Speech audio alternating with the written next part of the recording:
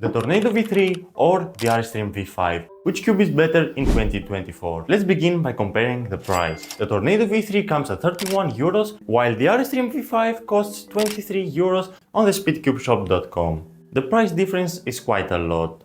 Especially if you want to have maglev and UV coating on the Tornado, then you will have to buy the Pioneer version, making the price gap quite significant. That's why this category is an easy win for the V5. Now let's move on to the unboxing experience. The unboxing of the V3 is premium enough, with the box design looking awesome and with its red internals which really stand out. Not to even mention this clean plastic case and this beautiful leather bag to store in your cube. The only thing that I don't like is the enormous size of the box. The unboxing experience of the V5 is not bad either. It comes in this really nice box, and the best part is the robot. Many people are angry because you are basically forced to buy the robot, but I don't see this as a waste of money because it is a unique way to display your cube. The V5 comes with the standard Moyu accessories, but I have thrown away their box. The V3 however comes with this beautiful credit card, a tool for adjusting the magnet strength, and a cleaning cloth. It's clear that the Tornado offers more accessories.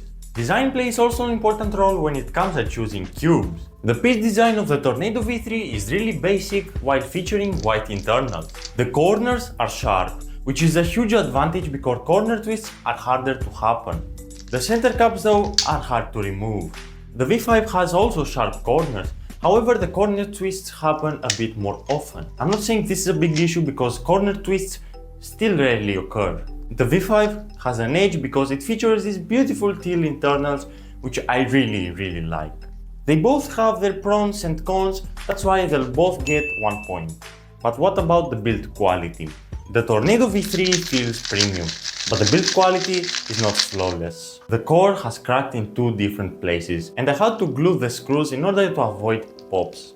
In the cube's defense, I had this cube for more than 1 year and I have done thousands of solves on it.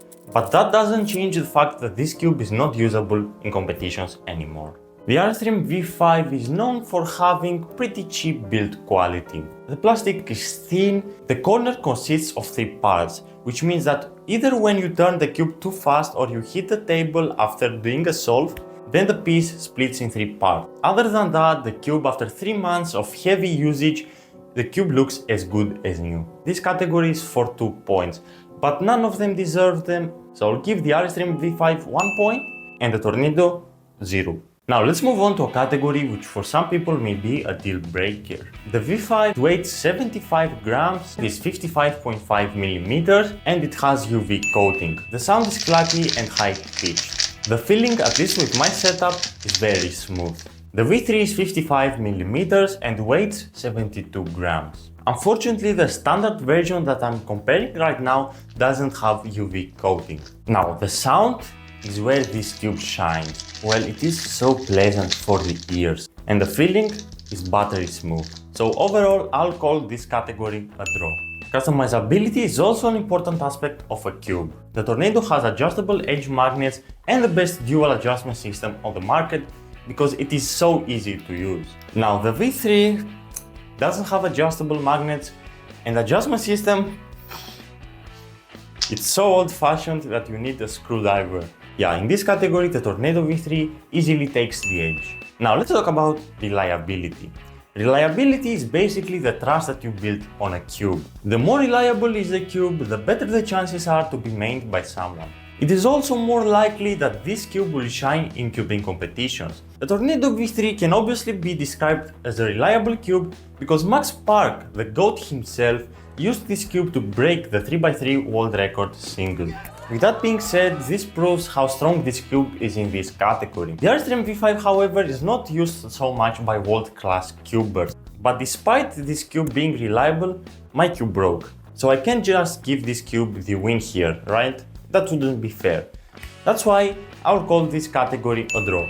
Now let's talk about the value for money. The Tornado V3 is fairly priced for the features that offers. These days, getting a cube with around 30 euros with this kind of performance is kind of rare. The V5, however, is cheaper and still performs very well for the price. The V5's features are rather flagship than budget. Because both cubes have their pros and cons again, this category is for one more time a draw. After everything's said, I'll do an average of 12 on each cube, and depending on my performance, I'll give them points accordingly. For example, if the average is way worse than my usual average, then the cube will take 1 point. If the average is around the same as my typical average, the cube will take 2 points. And if the average is way better than my usual average, then the cube will take 3 points. And this will be the decider factor to crown a winner.